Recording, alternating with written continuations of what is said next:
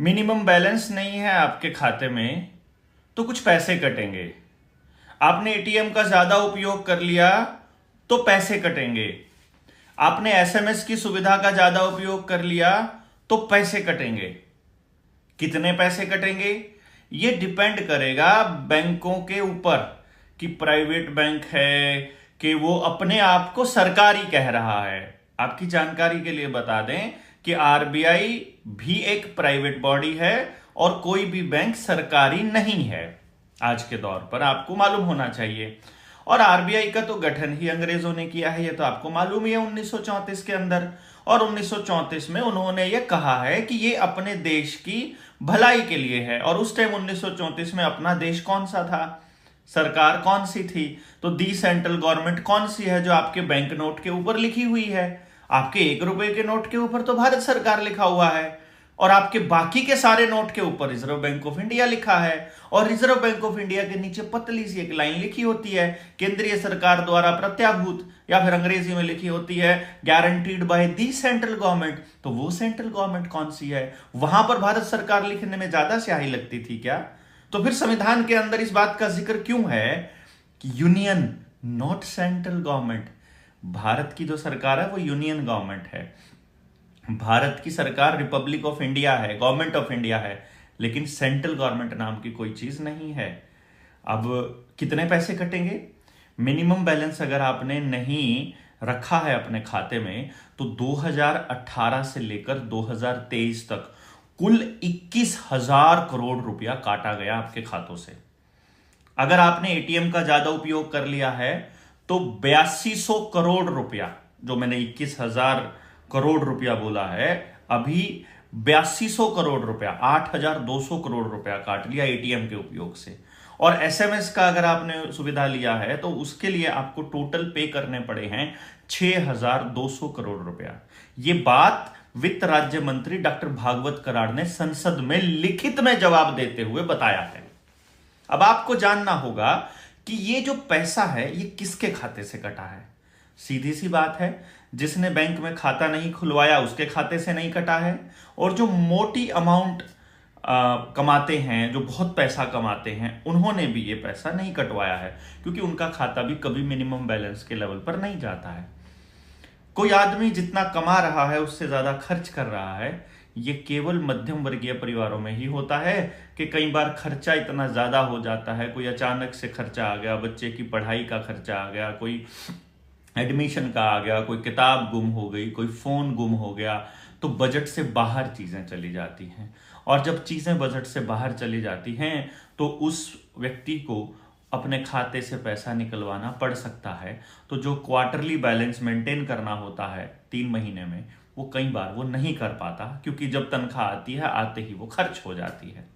तो एक मध्यम वर्गीय परिवार जिसका घर भी नहीं चल रहा है क्योंकि उसे बैंक से पैसे निकलवाने पड़ रहे हैं, अब तो हर पैसा ट्रांजैक्शन जो है, हर जो ट्रांजैक्शन है उसको उन्होंने ट्रैक करना शुरू किया है ना।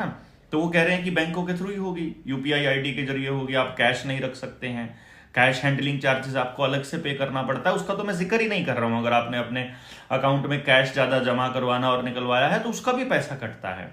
आप क्रेडिट कार्ड की पेमेंट कैश से कर रहे हैं उसके भी ज्यादा पैसे कटते हैं, वो मैं अभी जिक्र नहीं कर रहा हूं।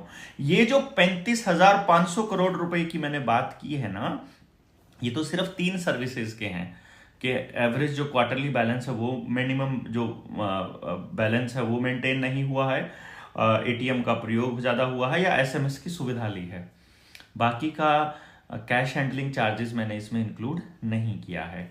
तो अब आप सोचिए कि ये मध्यम वर्गीय परिवारों से अगर 35,500 करोड़ रुपया सरकार लूट चुकी है तो क्या ये किसी कानून के तहत है? अभी अगला सवाल बनता है, क्या इसका कोई कानून है?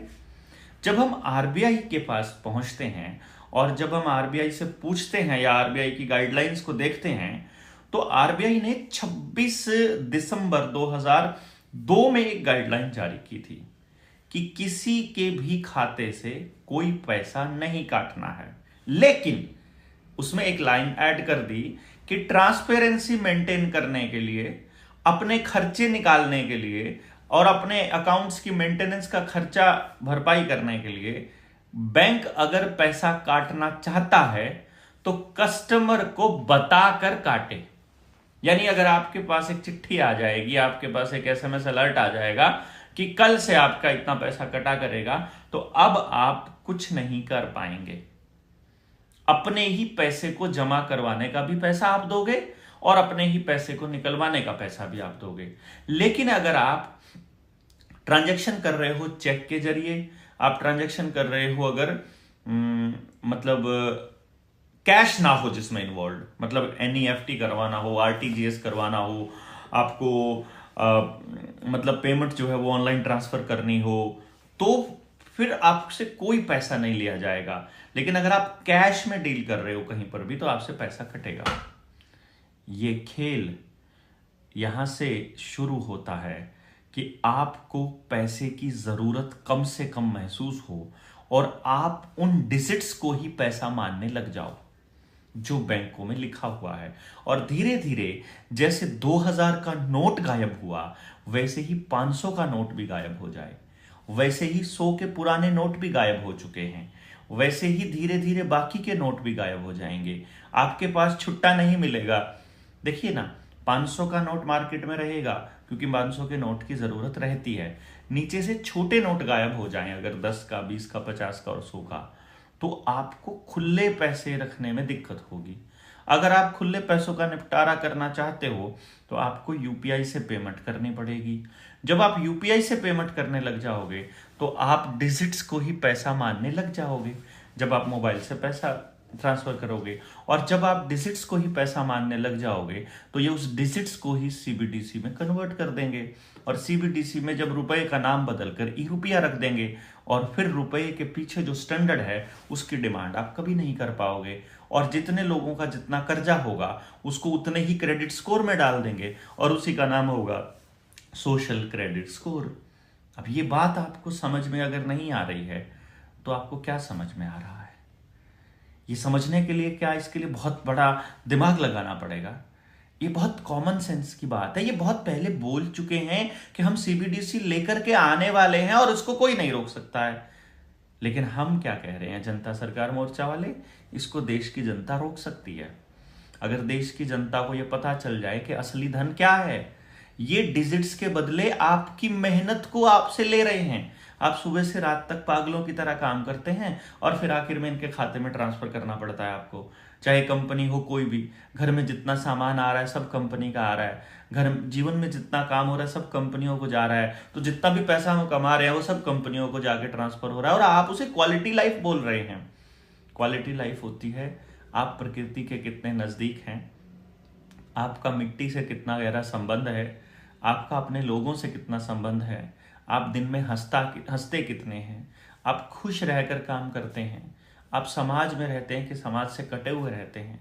आपके ऊपर टेलीविजन का, स्क्रीन का, फिल्मों का या मोबाइल का कोई भूत सवार तो नहीं रहता है। कहीं कोई वर्चुअल रियलिटी तो आपके दिमाग के ऊपर हावी नहीं रहती है। कहीं आपको कोई अननेसेसरी की चीज़ों का डर तो नहीं लगा रहता है। तो फिर आपकी ज़िंदगी खुश नहीं है।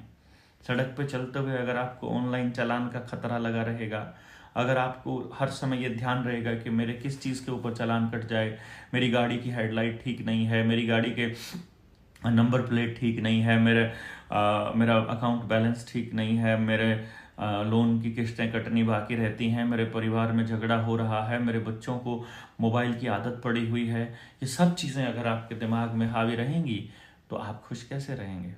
और जब आप खुश नहीं रहेंगे तो अपने परिवार को खुश कैसे रख पाएंगे? और जब आपका परिवार खुश नहीं है तो फिर आपके जीवन का मतलब क्या है, ये समझना पड़ेगा। अगर आपको असली धन की तरफ जाना है तो आपको जानना पड़ेगा पशुधन असली धन है, उत्पादन असली धन है, जमीन असली धन है, आप असली धन है, हम असली धन है, ये समाज असली धन है, ये डिजिट्स धन नहीं है। और जमीन को हथियाना कॉरपोरेट्स का अगला टारगेट है और ये किसी भी कीमत पर एक्वायर करेंगे। आपके बच्चों को विदेश भेजने के नाम पर, आपको मोटी रकम देने के नाम पर 1 करोड़ रुपया दे देंगे। 1 करोड़ रुपया बैंक से निकलवा कर दिखाइए, कैश ही नहीं है बैंकों के पास। अभी आपने आज का प्रकरण सुना, आज 4 तारीख है, 4 दिसंबर। आज का प्रकरण सुनोगे तो आपको पता चलेगा। पलवल की जो टीम है, नूंह की जो टीम है, अपने जो जनता सरकार मोर्चा के साथी हैं भाई सोमदेव, उनको उनको बैंक में जा करके बैंक वालों से सवाल पूछना था कि तुमने गाड़ी उठाई कैसे। उनके एक साथी हैं प्रदीप, उनकी गाड़ी को उन्होंने उठा लिया। कैसे उठाया? देखो, मैं जो बात हमेशा से कहता आ रहा हूं, इसको समझिए आप। उसकी गाड़ी को कैसे उठाया कि ये किसके किस्तों के इसके नाम है गाड़ी, प्रदीप के नाम है। गाड़ी कोई और चला रहा था, उसका कोई दोस्त था, रिश्तेदार था कि कौन था, आई डोंट नो, लेकिन कोई और चला रहा था। उससे पूछा गाड़ी किसकी है? बोला प्रदीप की है। किसके नाम? प्रदीप की है। इसकी किस्तें नहीं जमा हुई है। उसने कहा जी मुझे तो पता नहीं, मैं तो मांग के लाया हूँ, बात कर लीजिए। प्रदीप से बात करी।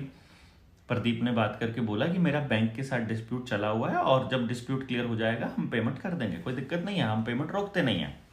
अब पेमेंट को रोक लिया गया। अब रोक लिया गया तो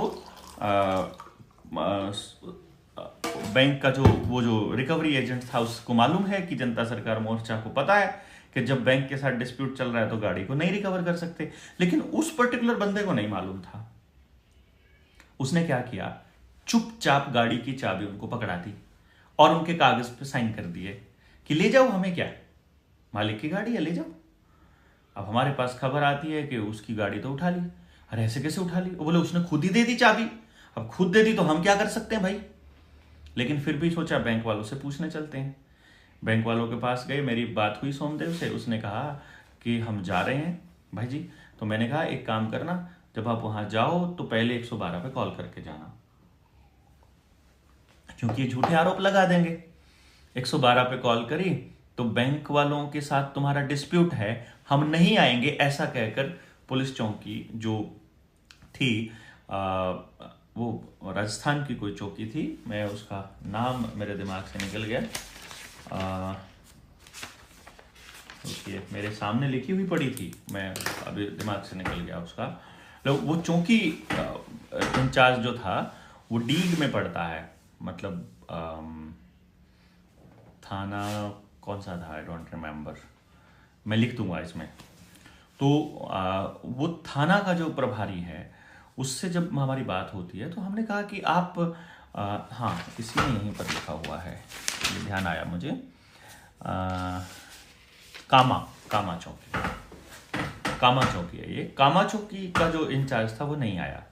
अब जब हमारे साथी वहाँ पर पहुँचते हैं बैंक में, जो कि मतलब एक प्राइवेट फाइनेंसर था, उसके पास जब हम पहुँचते हैं तो उनसे पूछा गया कि तुमने गाड़ी उठाई कैसे। तो वो कहता है कि वो झगड़ा आपने देखा होगा, मैंने अपने फेसबुक के ऊपर ही मैंने शेयर किया हुआ है, और उन्होंने पुलिस बुला ली। पुलिस सामने से बैठ के कह रही है कि मुझे हमें पूरा मसला समझाओ, आओ थाने में आ जाओ और हमको पूरा मसला समझाओ। वो पूरा मसला समझाने के लिए पहुंच जाते हैं और वहां जा करके बाकी लोगों को बाहर निकाल के और 2 लोगों को गिरफ्तार कर लिया जाता है। फिर हमने एसपी से बात की, एसपी से बात करके बोला कि तुमने गिरफ्तार कैसे कर लिया और ये मसला ऐसा क्या था, और वो बोल रहा है कि 151 में गिरफ्तार कर लिया। वो कह रहा है कि खुंदक है, तुम्हारा बहुत शिकायत आ रहा है, और ये हमको पहले से मालूम है कि जनता सरकार मोर्चा के लोगों से खुंदक तो ये खाएंगे ही, क्योंकि बैंक वाले हो सकता है कि चौकी को रिश्वत पहुंचाते हो सकता है कि उनको हफ्ता जाता हो कि तुमको हमारे मसलों में नहीं पड़ना है। अब जब बैंक मैनेजर भी था और हमारे साथी भी थे तो बैंक मैनेजर को भेज दिया और हमारे साथी को पकड़ लिया। जब एसपी को फोन किया, एसपी बोला मैं संज्ञान लेता हूं।